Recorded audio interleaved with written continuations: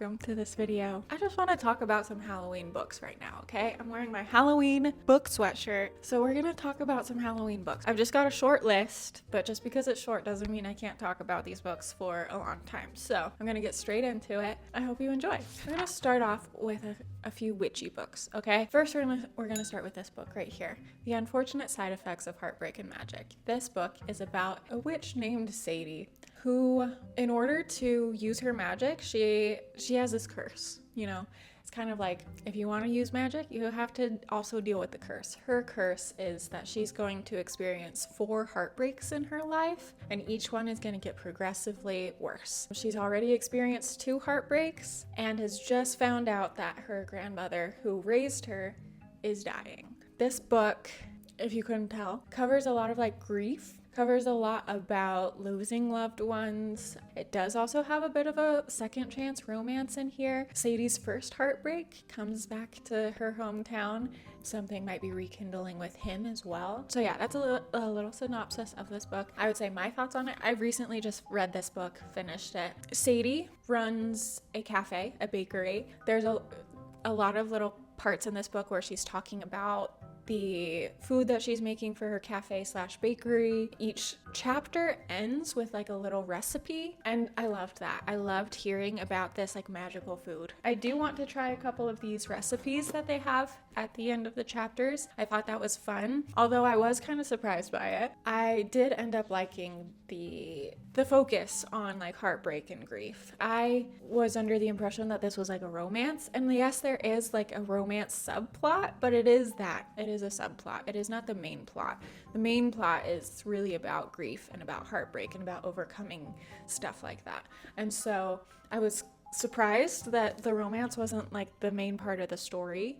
But I did end up liking what was talked about, how, you know, this book kind of addressed grief and stuff like that. So if you like Gilmore Girls or practical magic, I think you would love this book. It's got a small town vibe, kind of like Gilmore Girls. And then of course the like curse part is very much like practical magic. Witchy book number 2 that I also just read recently is A Witch's Guide to Magical Innkeeping. I am so happy that this book is finally out. This book is by Sangu Mandana, who wrote The Very Secret Society of Irregular Witches. I read that 2 years ago for my Halloween reading. Every year I read a bunch of Halloween books in the months that lead up to Halloween. And so I read that A Very Secret Society of Irregular Witches a couple of years ago and loved it. Loved it more than I expected to. I thought it was just a silly, witchy rom-com, but then it ended up being a lot deeper than that, and I loved it. And since then, I've been waiting for Sangu Mandana to write another book, and that other book is finally out, and I read it, and I liked it. I'm just gonna rip off the Band-Aid. I think I liked The Very Secret Society a little bit more, but I still highly recommend A Witch's Guide to Magical Innkeeping. This book is about a witch who runs an inn, a magical inn, and it's so cute and so quaint. She is a very powerful witch, but when she's 15, her great aunt, who is the woman who raised her, suddenly just dies, just drops dead. And so since this witch is super powerful, she decides to resurrect her great aunt. And because of that, there's kind of, you know, things have consequences, and she loses a lot of her magic in the process of resurrecting her aunt.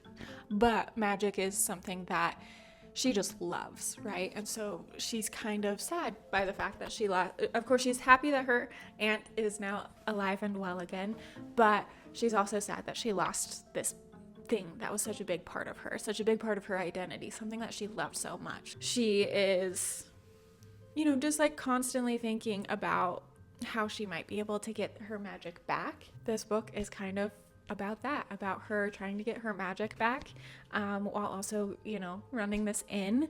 And this inn is so cute and so quaint and magical and whimsical. And there's a talking fox, there's a zombie rooster, a zombie skeleton rooster that also gets resurrected when her aunt is resurrected. this inn has kind of become more than just an inn and more so like a boarding house for oddballs and just the funniest combination of characters. These characters are very quirky, but the way they come together and the way they love each other and they take care of each other and support each other is just so heartwarming and beautiful. And although they are quirky in a way that might seem unrealistic when you're first introduced to them, as you continue reading the book, they become more fleshed out and more real, and you understand why they are the way they are, why they are so quirky, why they are so silly.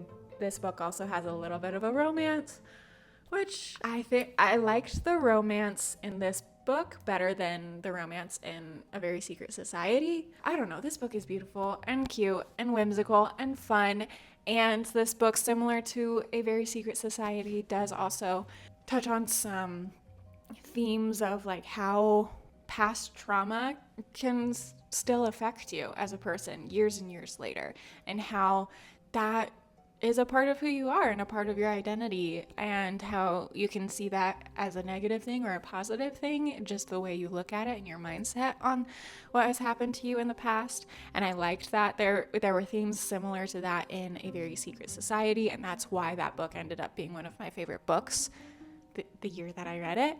A Witch's Guide to Magical Innkeeping has similar themes, and I liked that. I also liked that this book also delved a little bit deeper into themes of like how you can feel othered, you know, whether it's because of where you come from or the way you view the world or the way your brain works. They're just like these things. I feel like a lot of these characters have something that just like makes them a little bit other, and that's also kind of addressed and talked about, that it's not your fault that other people choose to see you a certain way. And that doesn't and just because they see you this way doesn't mean that you are less than them. And so, I don't know, this book is beautiful and amazing, and I loved it a lot. And I highly, highly recommend it. If you like cozy, whimsical, witchy books, please read it. Okay, now for a spookier witchy book, and that is The Bewitching by Sylvia Moreno Garcia. A couple years ago, the same year that I read The Very Secret Society of Irregular Witches, I also happened to read Mexican Gothic by this same author, and that was another one of my favorite books from that year. When I heard that this author was writing a new book, I wanted to check it out. And again, I'm gonna rip off the Band-Aid. I didn't like this one as much as Mexican Gothic, but it was still spooky.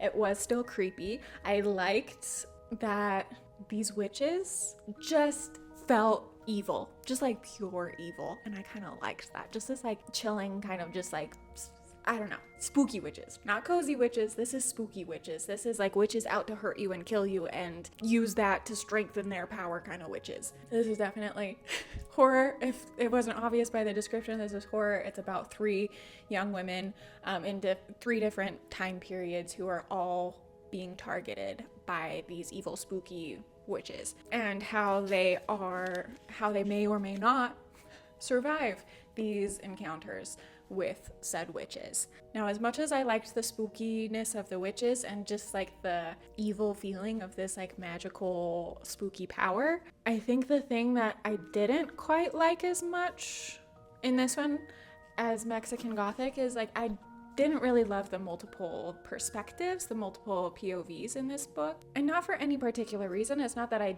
disliked any one of the 3 women.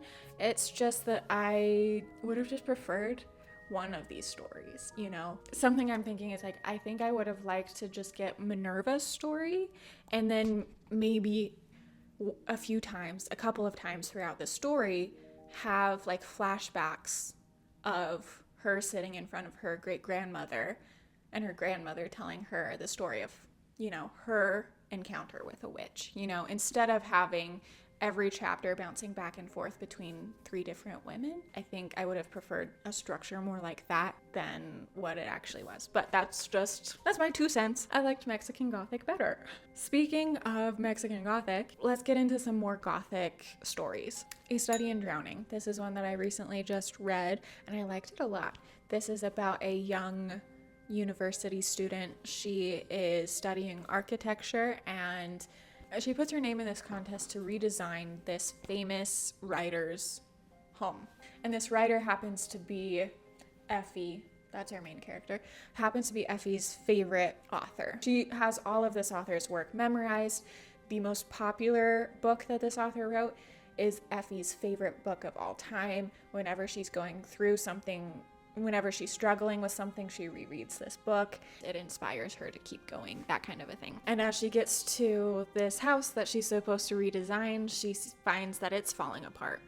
And there may be some spooky things, a spookier explanation as to why it's falling apart than what might meet the eye. And because of Effie's love of this story that was written by this author, she, from the very beginning, thinks there might be something kind of supernatural, something kind of magical, something kind of spooky going on here. And it's not just, oh, it's an old house, it's falling apart. I loved that. I related to just loving stories so much that sometimes you see you see magic in things because you just love stories so much. I related to Effie in that way. Also in that, like, when you're going through hard times, you're drawn to your favorite stories, and sometimes your favorite story is the only thing keeping you going. And so that just love for a story is something that I related to and I loved. There is a second book that goes along with this that I can't wait to read. That is A Study in Drowning. It is, the old falling apart house that might have something spooky or supernatural happening is definitely where the Gothic feel comes in, but there's also some fantasy, some magic. It was a combination that I really enjoyed. Magic, fairy tale, dark, Gothic. Perfect. Last Gothic related book that I want to recommend is Northanger Abbey. This is by Jane Austen, but it has some Gothic elements to it. Northanger Abbey is an old abbey where there's this story and kind of attached to this abbey that makes our main character Catherine kind of wary about this abbey that she's going to visit. That's where the Gothic element kind of ties in. This isn't entirely Gothic, but there is that element that Jane Austen was definitely inspired by Gothic literature.